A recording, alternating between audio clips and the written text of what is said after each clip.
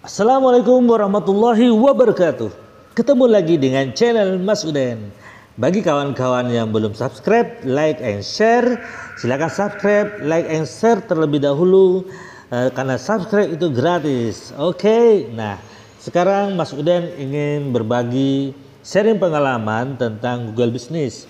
Mungkin bagi teman-teman yang sudah expert ini tidak begitu memberikan sesuatu yang wow, tetapi bagi yang belum pernah menggunakan Google Business untuk mempromosikan bisnis mereka, mungkin ini bisa menjadikan suatu wawasan baru yang bisa bermanfaat barangkali ya. Di sini Mas Uden tidak akan berbicara bagaimana mengoptimasi Google Business, bagaimana mencari kata kunci untuk Google Business-nya. Tetapi Mas Uden coba memberikan membaca report yang diberikan oleh Google itu sendiri. Nah, dengan report itu kira-kira bagaimana semestinya yang harus kita lakukan terhadap bisnis kita? Apa yang menjadi input bagi kita dengan report yang diberikan oleh Google itu sendiri? Oke, nggak perlu berlama-lama lagi, kita coba langsung ke studi kasusnya. Kita sekarang mencoba mengambil contoh kasus adalah untuk Google Business Kargo Alindo Pekanbaru. Nah, kenapa kita ambil contoh kasus Kargo Alindo Pekanbaru? Karena pertama, Kargo Alindo Pekanbaru termasuk akun bisnis yang baru, belum ada 1 bulan kira-kira. Oke, kita langsung saja buka akun bisnis Kargo Alindo Pekanbaru. Yang bagi teman-teman yang belum mempunyai akun bisnis Google Business, silakan di download Play Store. Nah, itu contohnya. Ini akun baru untuk akun Google Business Kargo Pekanbaru. Nah, di sini kita melihat situ ada bintang 7.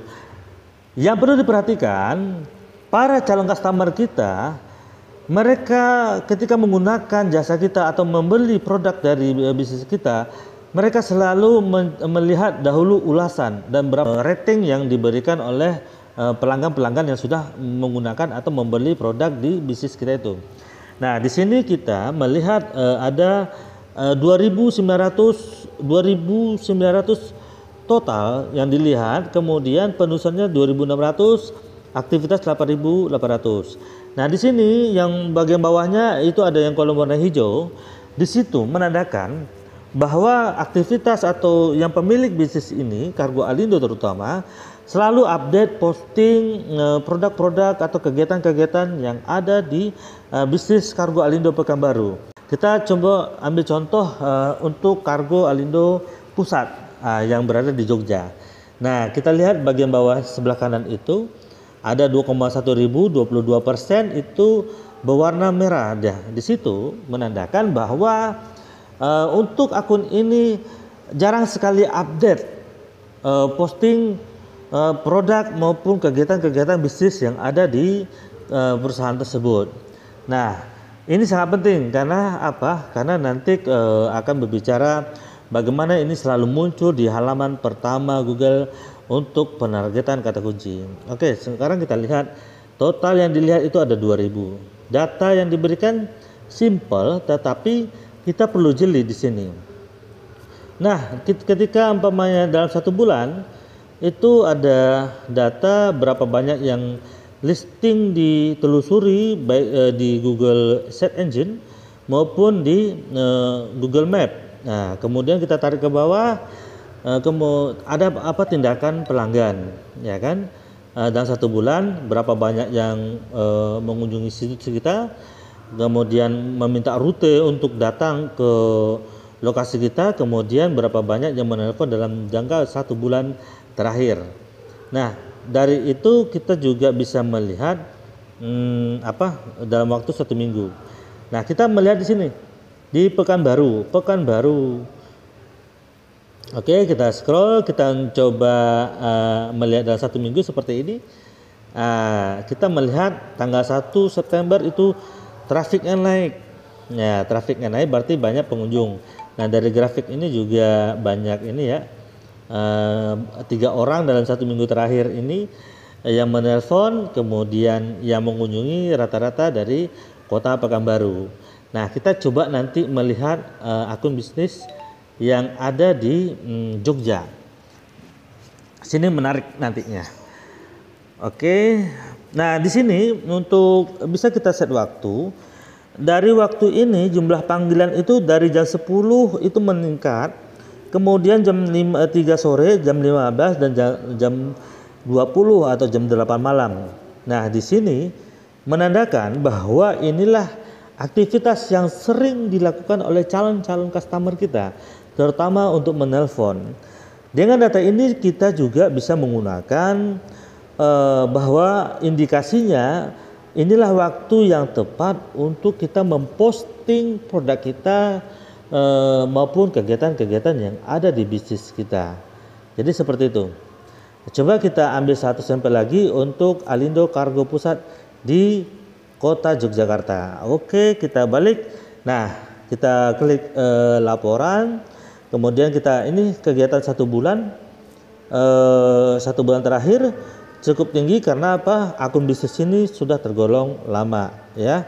Jadi pengunjungnya sudah banyak karena ada beberapa strategi yang sudah diterapkan di bisnis ini. Kemudian kita geser lagi ke bawah. Oke. Kita coba melihat bagaimana tindakan pelanggan dalam 1 minggu.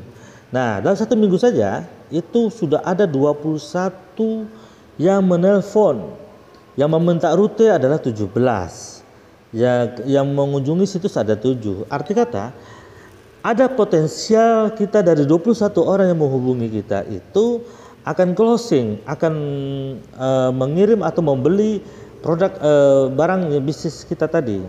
Jadi data inilah sangat penting untuk kita bagaimana kita memaksimalkan Google Business ini untuk promosi produk kita. Nah, coba kita lihat ke bawah permintaan rute. Bedanya dengan Kargo Alindo yang Pekanbaru, situ tertera Pekanbaru nama kotanya. Nah, kalau di sini itu tertera adalah kode posnya. Nah, inilah yang kita maksud dengan adanya kode pos. Kita bisa cek nanti di Google, search engine Google, kode pos tersebut berasal dari daerah atau kota mana. Karena dari situ kita melihat bahwa 55752 ada 27, kemudian 55654 ada ini ada sekian, ya, ada 15 gitu ya. Nah, nanti kita cek di search engine Google ini kode pos ini berada di kota mana. Nah, untuk mengatur strateginya nanti berarti kalau kita menggunakan Google Ads, kita perlu membidding atau menaikkan budget iklan kita untuk daerah-daerah yang sesuai dengan kode pos tadi.